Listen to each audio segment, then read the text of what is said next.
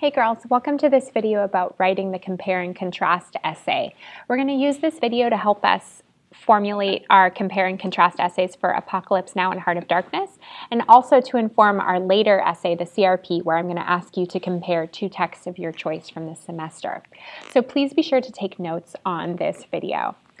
I'm going to start off with some generalities because even though I've given you a lot of specific information in terms of the comparison between Heart of Darkness and Apocalypse Now, when we get to that later CRP, I want you to be able to come up with those more specific types of comparison on your own. Okay, so first let's review the assignment we have right now. Your prompt says, write a comparison-contrast essay on Heart of Darkness and Apocalypse Now. Limit your essay to a single scene in both works. Your goal in this essay is to show how Conrad manipulates the tools of his craft, writing, to create a statement and compare and/or contrast how Coppola creates a similar statement by manipulating the tools of his craft, film. So what we're trying to avoid when we're thinking about the comparison and contrast essay is a list of just general similarities and differences. A lot of times I see that from students, and then they end up with a thesis statement that is usually just an assertion that A and B are very similar, but then also kind of different. That's really not an argument at all. To write a good compare and contrast essay, you must take your raw data, the similarities and differences you've observed, and make them cohere into a meaningful argument. So to do that, we're going to need 5 steps. The first one is frame of reference. The second one is grounds for comparison. The third one is our thesis. The fourth one is our organizational scheme. And the last one is the linking of A and B. So let's take a closer look at those requirements. Okay, frame of reference. This is the context within which you place the two things you plan to compare and contrast. It's the umbrella under which you've grouped them. The frame of reference may consist of an idea, theme, question, problem, or theory, a group of similar things from which you extract two for special attention, or biographical or historical information. The best frames of reference are constructed from specific sources rather than from your own thoughts or observations. So you want somebody who's an expert to have identified these two things for comparison. In this essay, Heart of Darkness or Apocalypse Now, I've already given you our frame of reference. Your goal in this essay is to show how Conrad manipulates the tools of his craft, writing, to create a statement, and then to compare that to how Coppola creates a similar statement. So they're both showing the same thing, but they may be showing it differently by manipulating the tools of his craft, film. So the only place where you can really contrast, show difference, is in the tools that they use through writing or through film. Or again, you can show similarities there as well. Let's take a look now at grounds for comparison. Again, I've already provided you with the grounds for comparison, but if you were writing a general paper, we want to think about how to choose those grounds for comparison. Imagine that you were writing a paper about global food distribution and you've chosen to compare apples and oranges. In your paper, in the introduction, you would need to prove to me why it was a good choice to compare these two particular fruits. Why not pears and bananas? The rationale behind your choice is the grounds for comparison, and it lets your reader know why your choice is deliberate and meaningful, not random.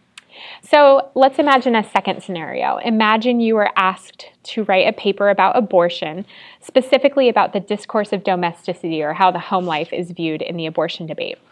There, the grounds for comparison are really obvious because we know that the issue already has two conflicting sides, pro-choice and pro-life. But if you had a different paper to write, a paper about the effects of acid rain on two different forests, your choice of which forest to compare is less obvious. You could write a paper about two similarly aged forests that were geographically different, maybe one in Maine and maybe one in the Catskills Mountains. Or you could write a paper about a new forest and an old forest in the same region. Maybe they're both in the Sierras. If that's the case, you really need to indicate the reasoning behind your choice and prove why it was a legitimate choice to make this comparison.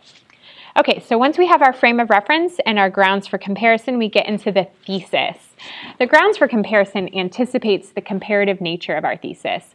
As in any argumentative paper, your thesis statement will convey the gist of your argument, which necessarily follows from your frame of reference. But in a compare and contrast, the thesis depends on how the two things you've chosen to compare actually relate to one another.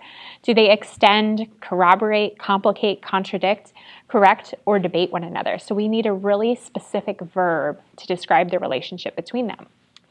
In the most common compare and contrast paper, one focusing on differences, you can indicate the precise relationship between text A and text B by using the word whereas in your thesis. So take a look at this example. Whereas Camus perceives ideology as secondary to the need to address a specific historical moment of colonialism, Fanon perceives a revolutionary ideology as the impetus to reshape Algeria's history in a direction towards independence. So Camus doesn't value ideology. He values history, whereas Fanon thinks that ideology reshapes history. So they have an opposite view of the relationship between ideology and history. Whether your paper focuses primarily on differences or similarities, you need to make the relationship between A and B clear in your thesis. This relationship is at the heart of the compare and contrast essay. So again, let's take a look at our prompt and the type of thesis you're going to write about. So I've re-included the prompt at the top for you.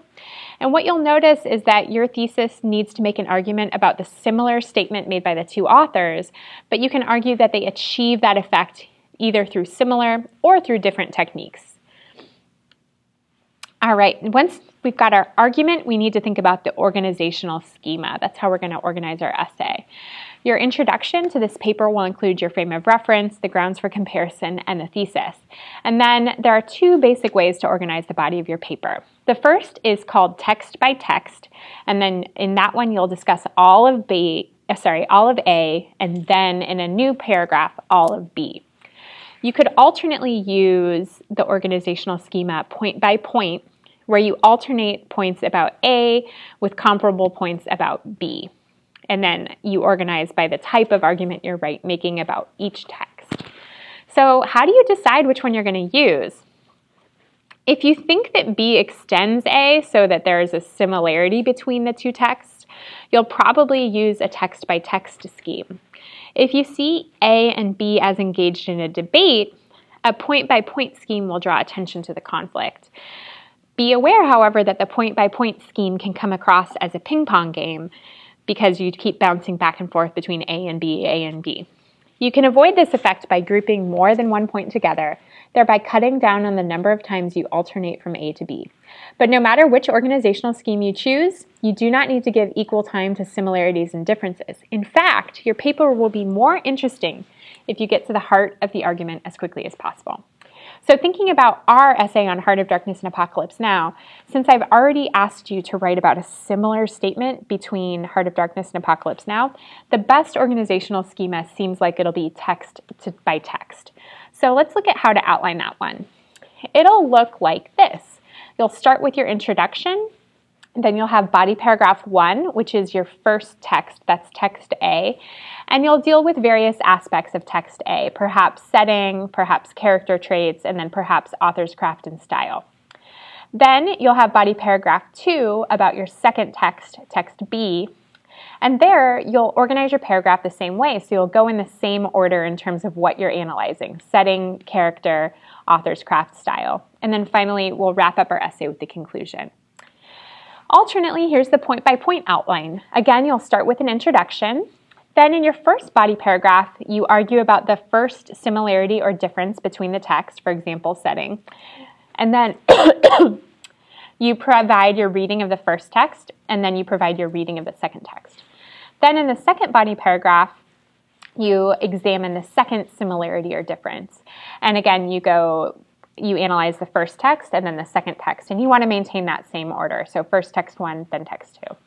And then you wrap up your essay with a conclusion. All right, so now we've organized our essay, but we need to think about how to keep it cohesive. So we want to make sure that we link A and B. All argumentative papers require you to link each point in the argument back to the thesis. Without those links, your reader will be unable to see how new selections logically and systematically advance your argument, and you won't be making your arguments explicitly.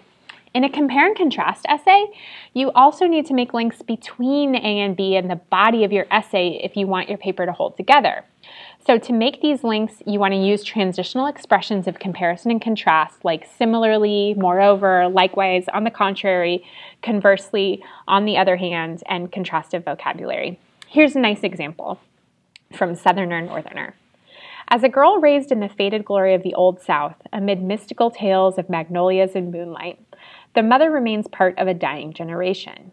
Surrounded by hard times, racial conflict, and limited opportunities, Julian, on the other hand, feels repelled by the provincial nature of home and represents a new Southerner, one who sees his native land through a condescending Northerner's eyes. So you can see that in this point-by-point analysis, we have that really clear contrast between the first text about the Old South and the second text about the New South, thanks to that phrase, on the other hand. All right, girls, I look forward to seeing your outlines of your comparison essays next class. Please be sure to submit those to Canvas. Thanks.